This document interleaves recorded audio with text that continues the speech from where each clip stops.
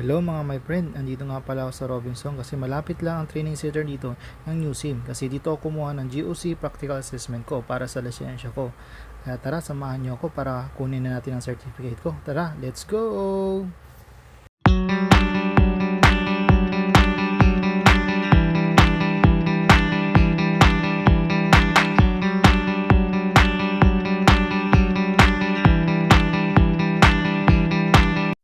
At nandito na nga tayo mga my friends sa training center ng New Sims. Kaya samahan niyo ako para kunin ang certificate ko.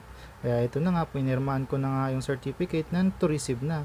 Ang galing dito mga my friend, talagang solid. So kahapon nga ako dumating ng Iloilo mga my friends, sabay na rin kinuha ko ang aking certificate na GOC sa New Sims. Ngayong araw naman mga my friend, kukunin ko naman ang OIC Practical Assessment Certificate ko sa Compass Training Center. Dito lang yan, lahat kinuha ko sa Iloilo mga my friend. Kaya swerte na sa mga kabaro ko ng mga taga-Aklan ng mga seaman. Kaya ngayong araw na to, tsaka na rin ako mag-check out kasi nag-overnight lang ako para kunin lang yung dalawang certificate ko. Tsaka syempre, shopping na rin dito sa Iloilo kasi wala naman kasing SM sa Kalibo kaya yun. Kaya tara mga my friends, samahan nyo ako. At andito na nga tayo sa Compass Training Center dito sa Iloilo branch. O kita nyo naman Kaya tara, kunin na natin ang certificate natin mga my friend para tapos na po lahat at makasakay na tayo ulit ng barko. Let's go!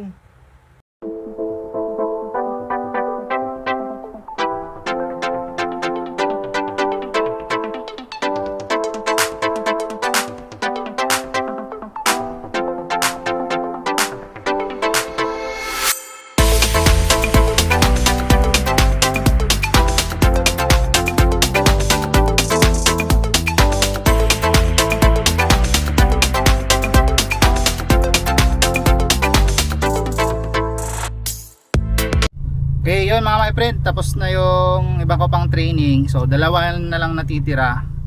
So, walang training dito na pwede ako makapag-enroll kasi sa Manila lang ata yun yung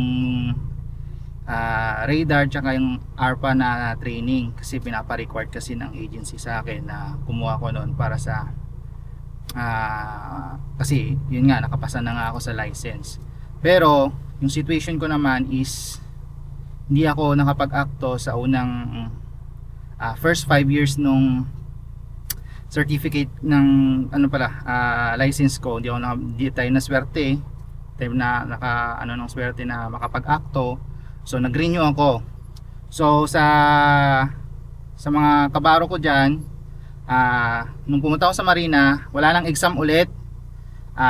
Gagawin niyo na lang is kukuha kayo ng permit sa mismo account para makakuha kayo ng practical assessment sa mga may assessment na mga training center. So dito sa Iloilo, lalong-lalo na sa mga taga Aklan, Kalibo, na meron ng assessment center para sa mga kukuha ng OIC tsaka GOC.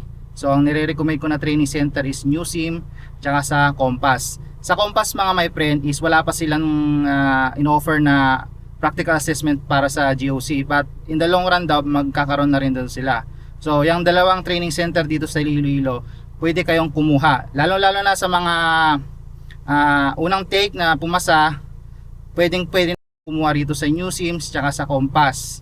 Kaya very lucky sa ating mga taga Aklan kasi hindi na kailangan natin pumunta ng Manila para kumuha doon ng assessment para sa ating license. So meron na dito sa Iloilo, kaya yun lang. So uwi na ako at miss ko na yung pamilya ko.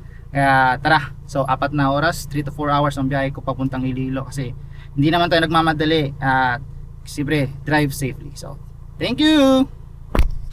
Okay mga my friend, bago tayo tumuloy ng Aklan, bumisita muna ako dito sa Haro Church, isa sa mga sikat na churches dito sa Iloilo. Kasi gusto ko sana magpasalamat sa buong may kapal sa lahat ng mga blessings na tatangkap ko, hindi lang sa akin pati sa mga pamilya ko.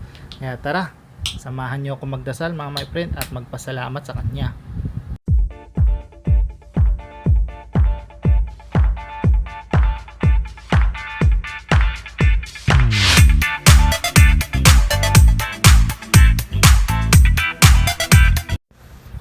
Ngayon mga my friend, friend, tapos na tayo magdasal at magpasalamat sa buong may kapal. O, bago ako tapusin tong video nito, shoutout muna tayo mga my friend. So, shoutout sa inyo Mr. Michael and Mr. Jose and Mr. Chester. Shoutout sa inyo mga my friend. Maraming salamat sa suporta. God bless po sa inyo.